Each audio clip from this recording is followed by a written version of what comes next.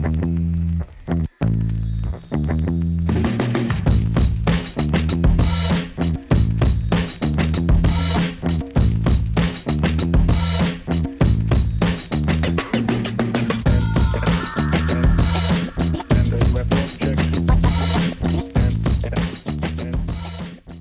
everybody, my name's Lucinda Ewin and welcome to the Sportfish Spring Spectacular.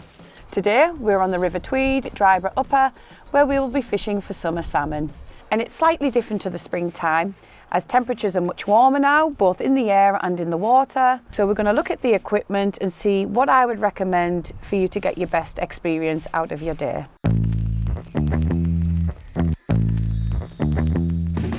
So today I'm using my 14-foot rod, simply because the river here today is quite wide and we're also having a summer spate. Usually, if the river level is much lower, I would fish a smaller rod, 12-foot, possibly even my switch rod, depending on where it is I'm fishing. Let's have a little look at what lines I'm going to use. So now it's summertime, I like to go onto a floating line, sometimes even a spare line, depending on how good my casting ability is. So as you can see here, I've got my 8 to 10 weight reel that will match up with my 9 to 10 weight rod. We've discussed sink tips before, and in the spring we fish deep, but now it's getting warmer, we like to sit much higher, so I would recommend using floating tips, intermediate tips, and that can vary between 5 or 10 foot depending on the size of the rod you're using and what it is you feel comfortable with your casting. What do we put to the tip? Again, we need to attach our leader, or what other people call it as tippet. Myself, I'm just using mono and I'm using 15-pound line. In the summertime, when the river levels are low, I tend to drop down sometimes as little as 12-pound, but again, that would depend on the river I'm fishing. If you're fishing a river with big fish, you want to fish with your big line, your heavier line, breakage line, possibly even up to 20 pounds. What's also different now is compared to the springtime when I'm fishing short leaders of roughly around 3 foot. I can be fishing much longer now, 8, possibly 10 foot long.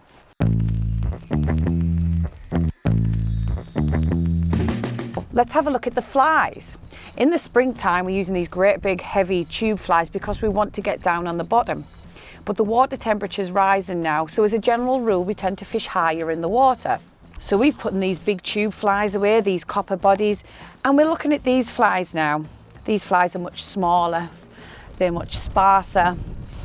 Colour of the fly, again, depends on which river you're fishing, the clarity of the river, but a good all-rounder, which you'll hear people say time and time again, is the Cascade. One fly in particular I do want to cover is a fly called the Sunray Shadow. And this fly is used a little bit differently.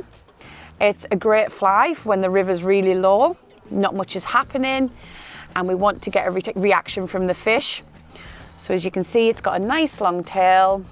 They come in different colours, but if you find you're not having much success and you've fished a fly through a few times, people like to use a sunray, which tends to be cast across the river at 45 and stripped back at different speeds. It can be very deadly on a good day.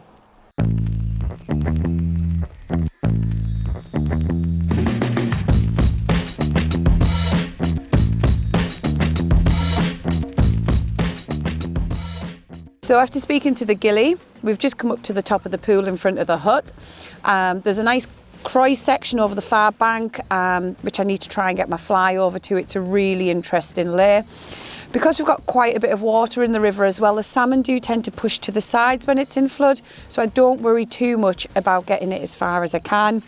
I want to let my fly come round, really let it get into the margin, let it swing on the dangle, and just when we get them back into the sides and we give it a few pulls, you'll be surprised how often a fish will take. So as a general rule, when we're fishing for summer salmon, we fish quite high in the water, but we've got quite a good spate on at the moment. So today I do need to change things up slightly. There's a lot of fresh rainwater coming to the river, it's a lot cooler. So what I've done today is I've put a sink tip on, and that's just to let the fly cut down a little bit, just so we can get down to the fish. This particular pool, the taken spot is 200 metres right the way down, so I have pretty much a chance right from the top. So as you can see, I'm feeding my line out. I'm using the water to grip my line, so I'm not making too much noise there. But what I don't want to do is just get all my line out and start casting a long distance. Fish will lay all over this pool. So I'm just going to start nice and short.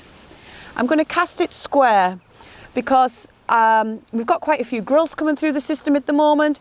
They tend to quite like a fly a little bit faster, so by casting it 90 degrees, it puts a little bit of belly in the line and it speeds that up there. And again, each cast just extending, letting a little bit more line out. Letting that fly come round. I'm following it with the tip of my rod. I'm always keeping a connection straight. And it's coming round into the margin. And as mentioned, as it comes onto the dangle, I start to work the fly either by doing a figure of 8 or I'll do a few strips of the fly, and then we lift back into the cast, let a little bit more line out each time. I'm just taking extra caution in the water. Just be aware of any big boulders that may be there that could cause trips. Don't be frightened to use wading sticks, life jackets, anything that you feel comfortable in the water with. So now we're starting to get the head of the line out. We're starting to get a little bit further across the pool. The fish are getting pushed to the sides because, like I say, we've got nearly 2 foot of water in here, which is quite a good spate. So they're just going to go and sit wherever's easiest for them. So my fly's coming round again. As you can see, I'm starting to work the fly. A few figure of 8s or a few draws. Just keep that fly moving all the time. You'll be surprised how many fish do take on the dangle.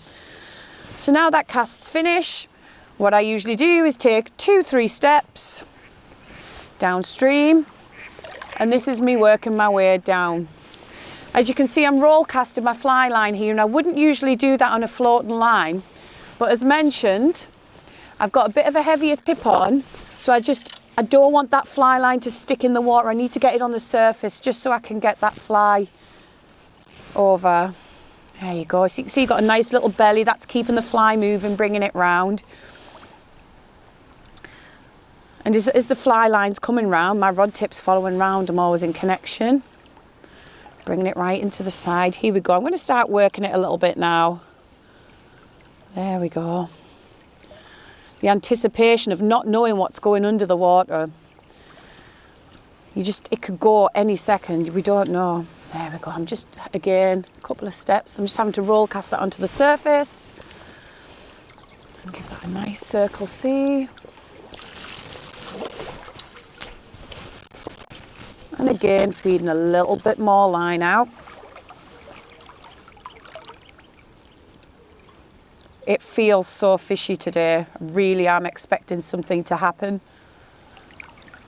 So now I've got the required amount of line out that I want. It's just a case of repeat the process, casting square, letting your line come round. I do like to mix it up a bit. Sometimes I'll let it swing. I do like to work the fly a lot. And then just work your way down through the pool, a couple of steps at a time, just making sure you're covering it as best as possible. Because I'm fishing quite deep here, I'm having to cast quite high to allow me to get the maximum out of my cast. Usually if you're fishing a bit shallower, you don't need to have your hands as high up in the water as what I'm doing today.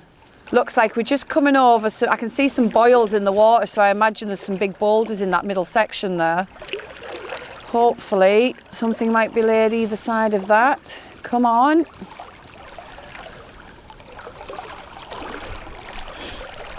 So what I'm going to do is I'm going to have a few more casts. I haven't managed to connect with anything yet, so I might just have a little adjustment of the height, possibly change my fly over.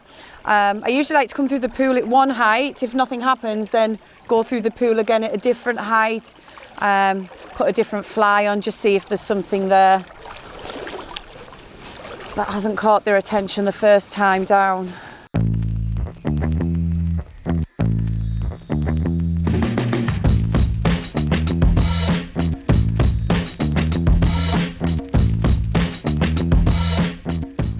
So I've just come back up to the top of the pool. I've got my full floating line on now. I've got a 5 inch per second tip on, just a 5 foot one, my leader and a tube fly. I'm going to fish it through again. The river is still quite high, clarity's improving. With this kind of setup, I am fishing quite high in the water still, probably 1 foot to 1.5 foot under the surface.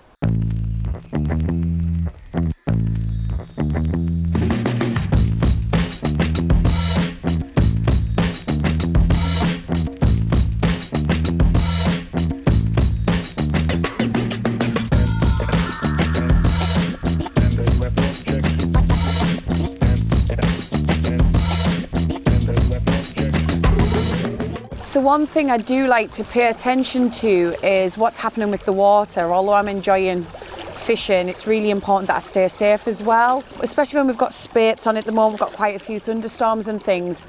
Try and find a marker on the riverbank where you put the stick in the water, or look for some kind of high stone, something that you can just keep an eye on to make sure that river isn't coming up around you. I'm just switching up a little bit. As you can see, I'm pulling my line now and I'm retrieving it. I've put a sunray on, which I'm stripping back just to try and see if there's any residents in there, if there's anything going on. I can try, and it's a good one to stir up the pool, which is why it's used. So I'm just casting that at a 45. Just till it's getting on the diagonal, and then some nice long pulls. It's a great fly when you're fishing high and you're pulling it across the surface in low water. If we're not getting a response from the fish, it's great to stir the pool up. I just want to try this, see if it works. You really don't know unless you just get out and try it.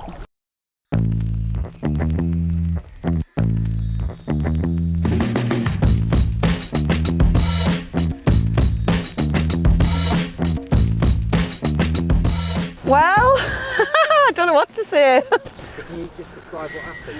Yep, I was just stripping with a sunray, which is not something I always do. I just get a bit anxious when playing with the sunray of how well this fish is hooked. So I give it a little clamp when it took, and I've just slackened my drag right down. As long as I've got some connection. What I don't want to do is have that drag set too hard that I pull the hook out of his mouth. So if you do a hook into a fish, what I do recommend is just trying to stand still. Obviously I'm moving at the moment. I'm just trying to get down beside this fish. But if you are quite new to salmon fishing, just stay in the same spot. Keep your rod tip up. Always keep a connection. And just take your time.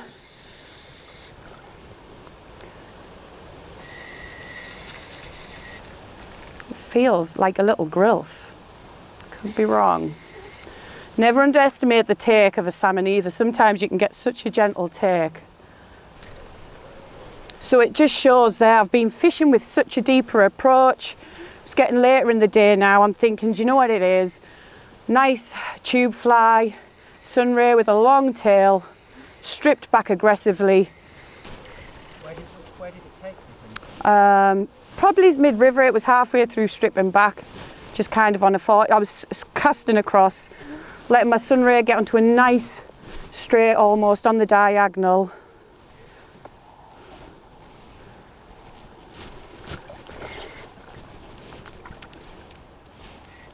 Oh, there he is, Brian. Sea trout. I'll take a sea trout. Get his head up. Is that high enough up for you there? There he is. Oh, it's a lovely fish. I'll take the sea trout. Brilliant. Thank you for that. There we have a beautiful sweet tweed sea trout. Absolutely stunning fish. There you go. So it wasn't a salmon, it was a sea trout. Really, really happy with that. Beats a blank for the day. Great fun, great fight. Safely released on his way. I found out what's working and I'm getting back in there because there's more with my name on.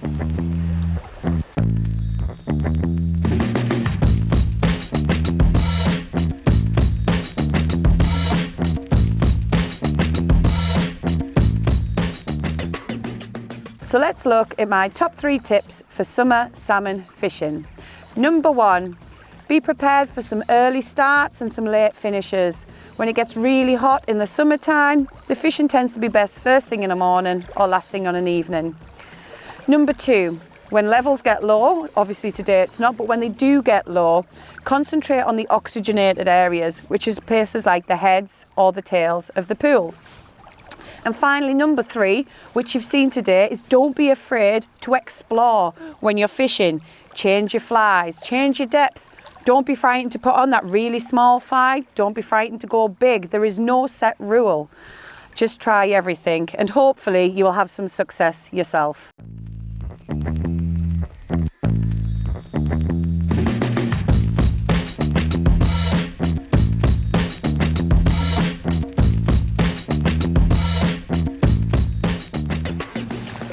Well, that's me for the day. I'm all fished out. I hope you get out to enjoy some summer salmon fishing yourself and that I've inspired you to get out there and try it. Good luck and tight lines.